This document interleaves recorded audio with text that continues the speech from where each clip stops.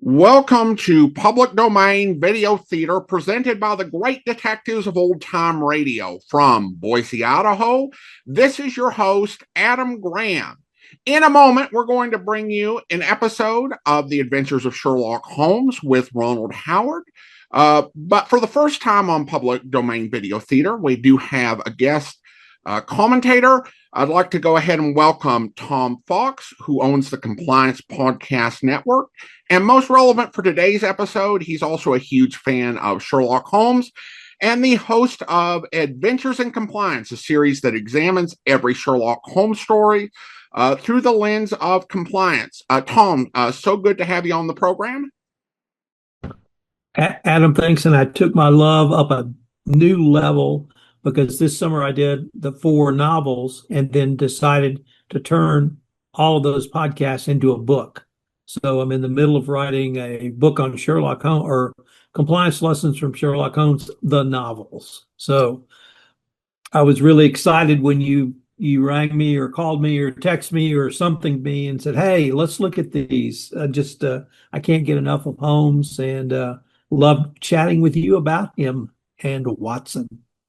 All right. Well, we will talk a little bit more about that. But let's go ahead and we'll get into today's episode. This is Season 1, Episode 10, original air date, December 20th, 1954. And the title is The Mother Hubbard Case.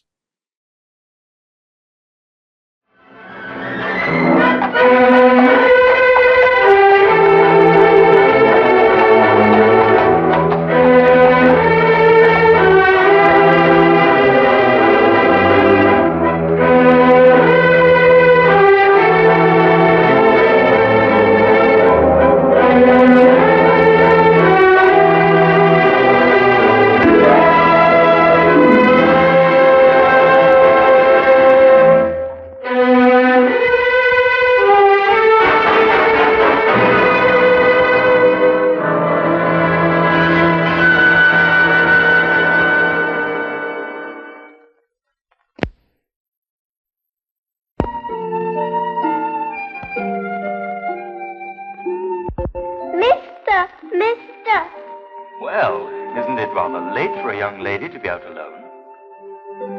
Do you live here? No. Then you must be visiting here, are you? My name is Frances Elizabeth Wright. I live at 67 Tivoli Road. I'm lost. Oh, you're lost. Could you take me home, please? I'm afraid. I should say I will. Come on with you. That's the way it began. Nothing extraordinary.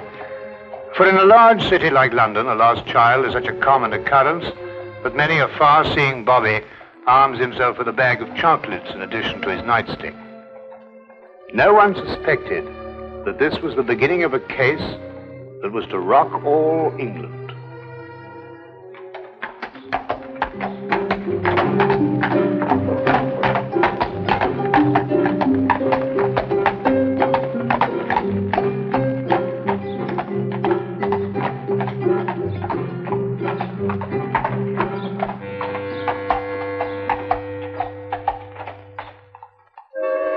All right, if you insist.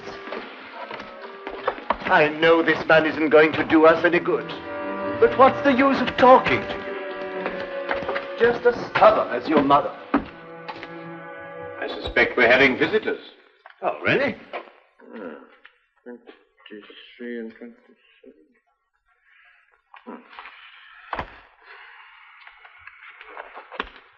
Come along, Nebuchadnezzar. I don't think you're quite dressed to receive attractive young ladies. There, in you go.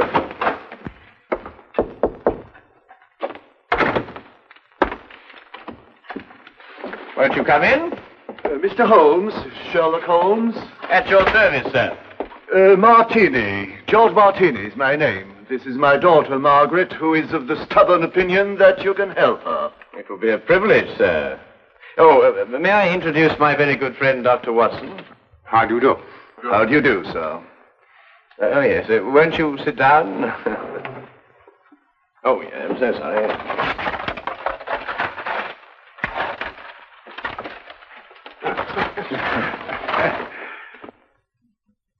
How can I be of any assistance to you? This is rather a confidential matter. Oh, yes, yes. Dr. Watson is both the soul of discretion and my invaluable colleague in all my cases, especially the more delicate ones. I see. Well, there's this fellow, Richard Trevor is his name, who's been courting Margaret here. A sly one, if I ever saw one. I could tell by the shape of his ears, and the fact that he belonged to that upstart Shield and Castle club. There was nothing wrong with his ears. They were beautiful, both of them. Nevertheless, he gave her the impression that he was going to see me last night and ask for her hand in marriage. Instead, the scoundrel sent me some fantastic note about being detained and then never appeared at all. I want you to find out what happened to him. What did Mr. Trevor say in his note? That he would be detained because he had run into a little girl who was lost and was taking her home. Have you made any inquiries at his home? Yes, with Father, of course. I don't think it's genteel to go to a man's rooms, even if he is your fiancé. Quite right. Quite right. There was no sign of him, but his clothes were all there. He wouldn't run off without his clothes, would he? No, hardly. Pure a guess. A deduction. Just as I deduced that you have a scar on the left side of your head, which you received in a naval battle. I'll be bound. How did you know that? Well, a right-handed man normally parts his hair on the left. Your parting is on the right, thereby indicating that you've changed it at some time or another to hide a mark. As to how you got it, that's obvious to me by the fact that you carry on your watch chain the insignia of His Majesty's ship Assault, which everyone remembers distinguished herself heroically off the coast of Africa. Well done, Holmes. I declare, well done. Will you investigate, Mr. Holmes? We'll look into the case immediately, Miss Martini. And as soon as we have any information for you, we'll let you know. I shall be forever in your debt. Mm-hmm. Or I will be after I see his bill. Here's our address. That won't be necessary, sir. I saw it marked on your hatband when you came in. If you'll forgive me, sir, a rather extraordinary precaution against the loss of a bowler only worth 2 guineas. Come, dear.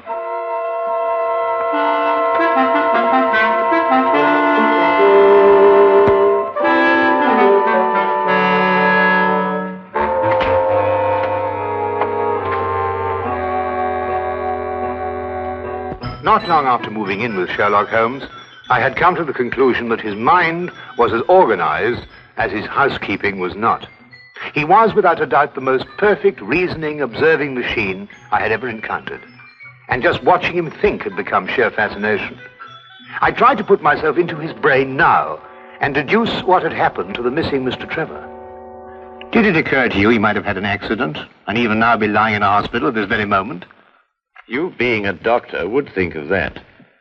But if that were the case, surely the hospital would have informed someone by now. Maybe he skipped off and left her then. There's no guarantee he won't come back for his clothes or have them sent on to him. I'd grant that if he hadn't sent that note. A man deserting a girl isn't likely to send a note at all. And if he did, he couldn't conceive, as Mr. Martini put it, of such a fantastic one. The case is more than complex, Watson. And when we solve it, we shall also know what became of the others. What others? Oh, Watson, would you pass me my tobacco pouch? Well, where is it? It's in the toe of the Persian slipper, under your chair. All right. There you are. Oh. Thank you, Watson. Now, what others? Well, it's come to my attention during the past 2 weeks that 7 men have disappeared, totally evaporated from the face of London. They had no reason to run away, every reason to stay.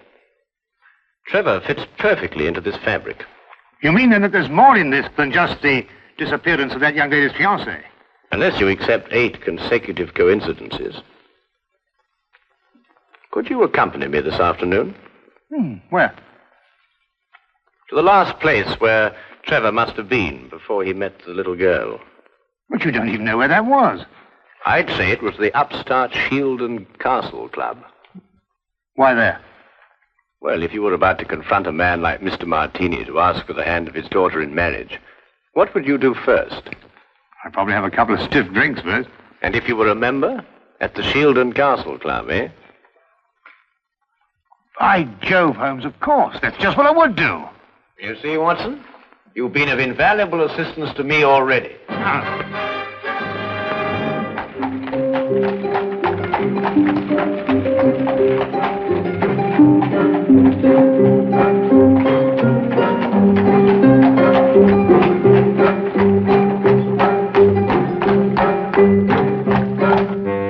But you must tell us if he was here last night. He's missing. We're trying to find him.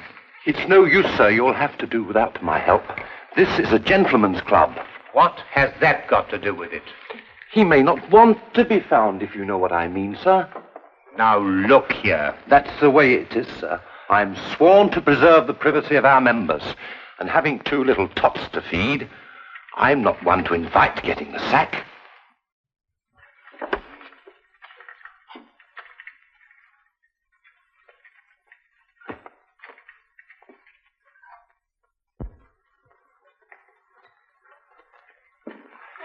I say, where have you been? This is meant to be your case, you know, and I've been doing all the investigating. Yeah, do you know that Trevor was here last night? How do you know? Well, to my utter amazement, one of my keys fitted the door to the office. I went through all the chits and found one signed by him. It's just as you thought. He boasted his courage with the aid of stimulants from the bar. Do you mean you've broken into the office? Do you want to have us arrested? Us? Yes, by keeping the barman occupied, you served as my accomplice. Now, really, Holmes, you've gone too far. Now, the thing to do is to find the carriage that both Trevor and the little girl took. How do you know they didn't walk? Well, if she lived near enough to walk home, is it likely that Trevor would have sent a message saying he was going to be detained? What extraordinary reasoning. Not extraordinary at all, my dear fellow. Really quite ordinary. Oh, what on earth do you think you're doing, mate?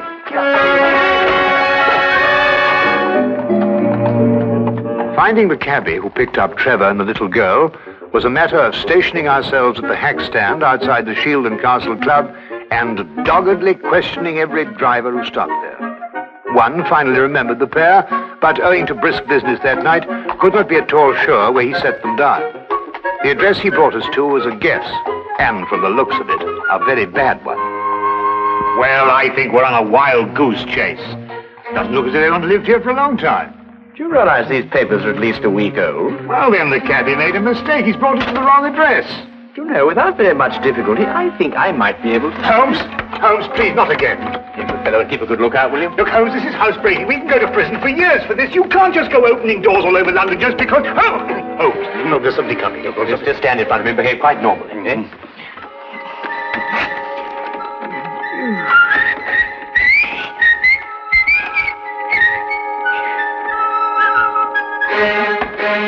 What's the normal behavior for housebreaking? You coming? Look here, Holmes, a doctor doesn't do this sort of thing. I'm sure it's unethical. You can't expect me to...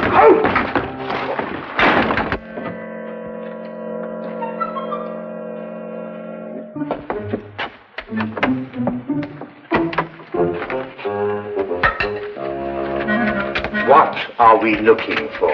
I'm not quite sure yet. You won't find anything here. You said yourself the house has been unoccupied for the last week. Thieves in the night, that's what we are. A child's been here recently. Oh, what makes you think that? Do you remember as a youngster, Watson, penciling in moustaches on the faces of the advertisements? I suppose so. But what's that got to do with it? When I looked at those newspapers outside, I noticed that someone had penciled in a handlebar moustache on a woman advertising headache powder. I'd assumed that a child did it. More than that, since the papers were only a day old, I'd also assumed that a child has been here very recently. Why should the child bring Trevor here to an unoccupied house? That, Watson, is the core of our problem. Excuse me a minute. Huh? Oh.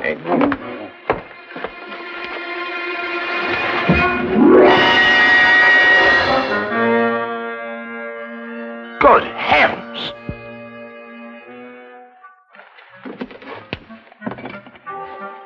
Trevor?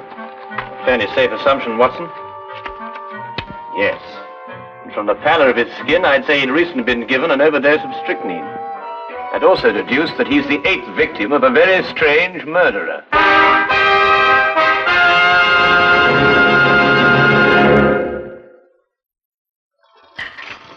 Dash the tea, Holmes. I'm waiting for some word from you. About what? Well, about the murder. Ever since we got back here, you've behaved as if nothing had occurred. And yet I'd wager anything that you're hot with some theory as to who's done it and why. I'm afraid we've run out of Indian. I think we've got some china, if I can find it.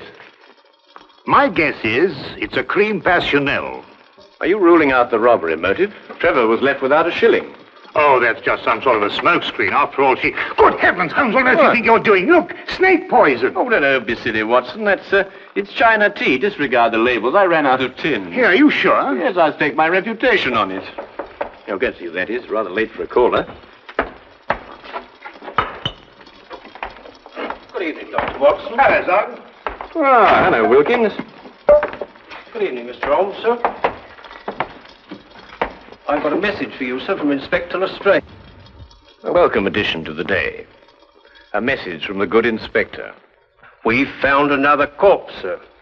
It was in an empty house in Hammersmith this time. The facts are still the same. Robbery and strychnine poisoning. Oh, is he one of the 7 who disappeared lately? Yes, sir. How did you know? Well, I suspect that the other 6 will end up in unoccupied houses before very long. I think you'd better carry out a search in every unoccupied house in London. But this is July, sir, and everybody's away on holiday. The number of empty houses must be hundreds. Well, it's that, or wait until September, when everyone comes back and finds his own corpse. That'd be a very unfortunate situation for the good inspector. To say the least, sir. I'd better give the inspector your advice, sir. Yes, you must let us know what he says. That might be rather embarrassing. Good night, Mr. Holmes. Good night, Doctor. Good night. You know, Holmes, you were right. Trevor's disappearance was linked with the other 7. But what kind of fiend can be at the bottom of it? Well, we'll know more about it when we return from Brighton. Brighton? Yes, unless you'd rather not pursue this any further. There's a 6:10 train leaving in the morning. 6:08. Why Brighton? Because that's where R.J. Cookson lives. The place is R.J. Cookson. He's the man who owns the house in which Trevor was killed. How on earth did you find that out? Oh, no, never mind. It is tea, isn't it? Yes. Oh, I thought it was.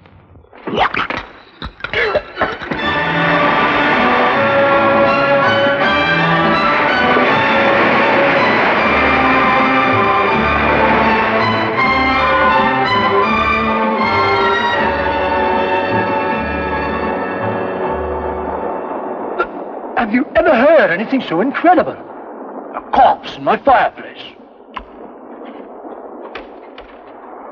And a stranger at that. Rather inconsiderate of someone, I must say. Why, when the police brought the news last night, I thought someone was pulling my leg. My fireplace. Really, I ask you.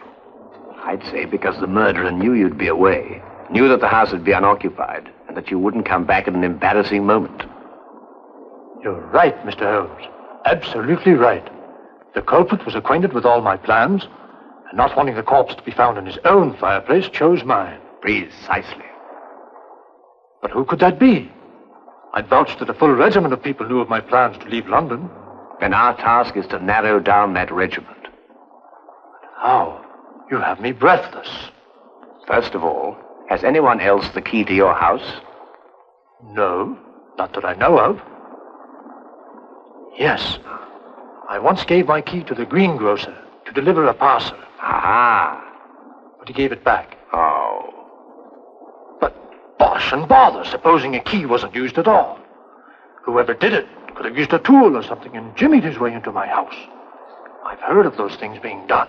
Mm-hmm. Oh, really? We found all the windows and doors locked. I'm afraid you've escaped me. Now again, Mr. Cookson, are you quite sure that no one else has a key to your house? Well, now, really, after all, I don't hand them out like calling cards to every... Wait. There's this charwoman who comes to my house once a week to clean up. But, oh, no, she couldn't hurt a fly. Well, what's her name? Mrs. Enid. But Really, she couldn't be less harmless. She's 60 years old if she's a day. You take her for your own grandmother. Yes, but you know if she has a daughter. Daughter? Well, now, really, a woman of 60 isn't bound to have a little girl. Well, what about a niece or a granddaughter? Granddaughter? Now that I think of it, she does have one. About 7 years old. She recently came to live with her. Where does Mrs. Enid live? I have her address for... If you please. Sorry. Right here in my trousers. Do you really think it could be the old woman? Well, a charwoman has the ability to go anywhere in London. Ah, yes. Wait. 322 Radcliffe Way. 322 Radcliffe Way. To look at her, you'd never think she could hurt a fly. You'd take her for your own grandmother. Poison murders? No. Impossible, Mr. Holmes, impossible. Oh. Grandma, must we play the game tonight? Of course. Don't you like playing it? I don't like staying on the street alone.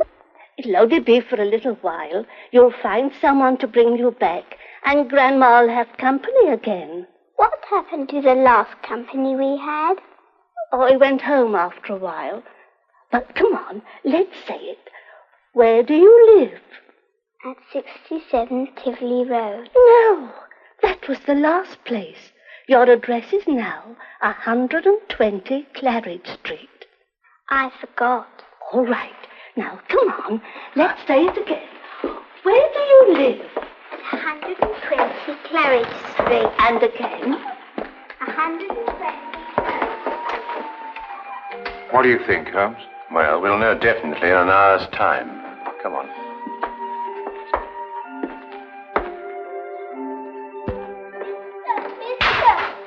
Oh, hello. Oh, well, it's pretty late for a little girl like you to be out on her own. What's your name? My name is Frances Elizabeth Wright. I see. And where do you live? I live at 120 Claridge Street. I'm lost. Oh, dear. That would mistake you home. Come along, then. You must come in and try some of my divinity fudge. It's the least I can offer you for your kindness in bringing Francis home. Well, that's very kind of you, but really I ought to be getting along. It's just been made. Delicious. You'll make an old woman very happy if you'll try the first slice. Oh, very well, then. I am rather partial to divinity fudge. Francis. Thank you.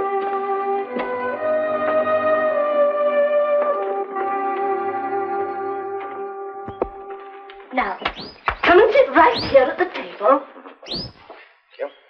Now, say good night to the kind gentleman, then off to bed. Grandma, you never let me stay up with the company. That's because little girls must have their sleep. But now we've met the gentleman, perhaps he'll come again in the daytime. Will you? I should love to. Good night. Good night. Good night, birdies. Isn't she a lovely girl?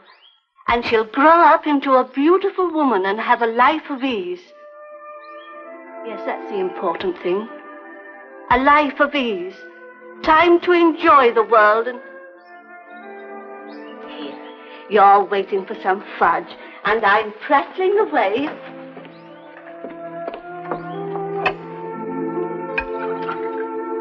Here it is. And a glass of cold milk to go with it. Won't you join me? Oh, no. My doctor would never permit it. I only prepare this sort of thing for people who drop in, like you. I see. Smells very good. If I have one speciality, it's divinity fudge. You'll find it heavenly.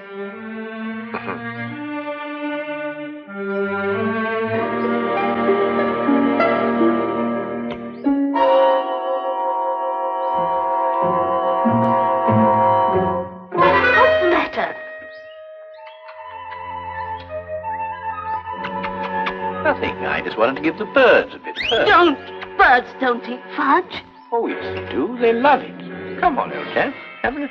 No, you can't. Who are you?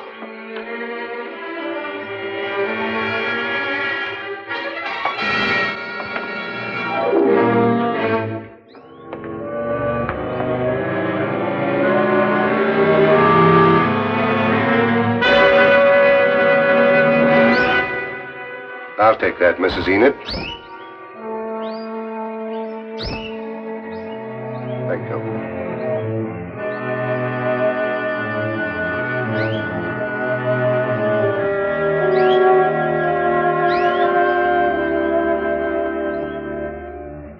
I needed money for the child. That's why I did it. I didn't want her to grow up into a tired rag of a charwoman. I wanted her to have a life of ease and the things I've seen other people have. You understand? Yes. Will she be taken care of? You need her, Mrs. Enid.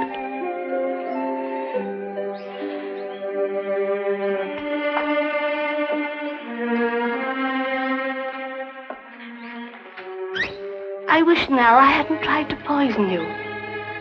You might have visited us again as you promised, and we'd have been such good friends.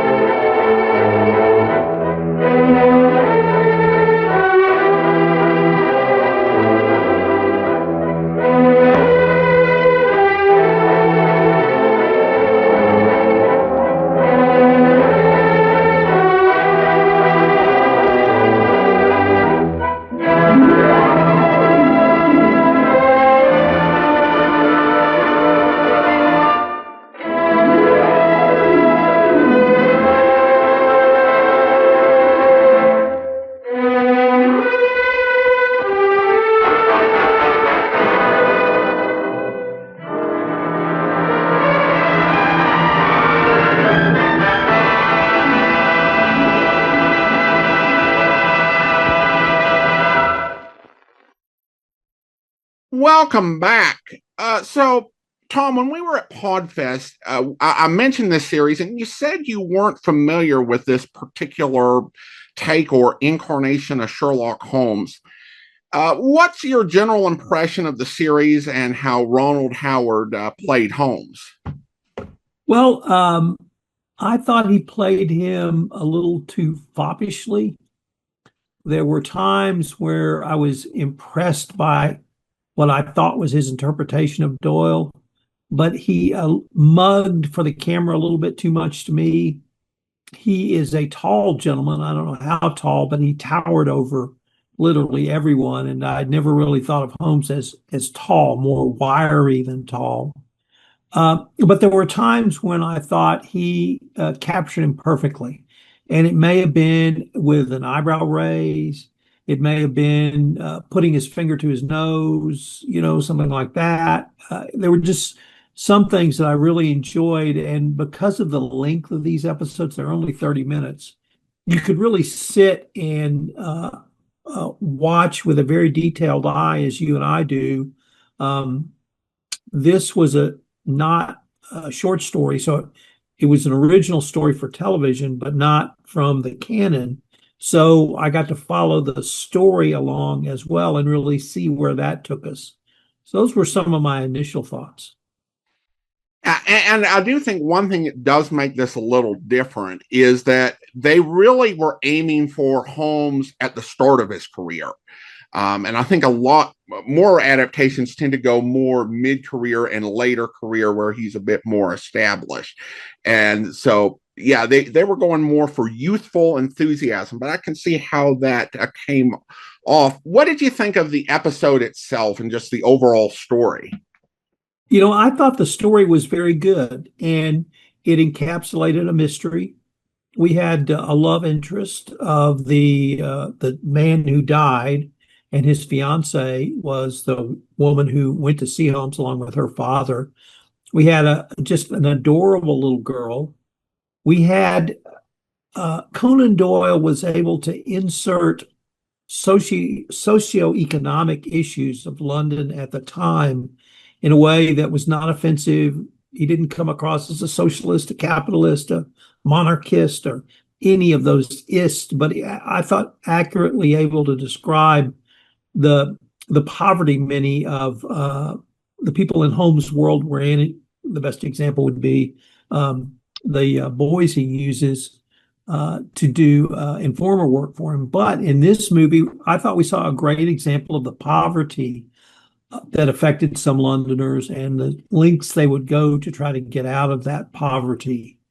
So we had a poisoning, always great when Holmes does a poisoning because he recognizes poisons. He recognizes that it is women who usually engage in poisoning. He pretty quickly deduces who the culprit is and how the child is being used. And it turns out it's one of a series of murders. So I'm not sure I'd go so far to say a serial killer, but a killer who murdered 9 men, according, I believe, to the episode. So a lot going on that I really appreciated. And then the final scene really struck me because, I guess, spoiler alert, it's an older woman who's the murderer.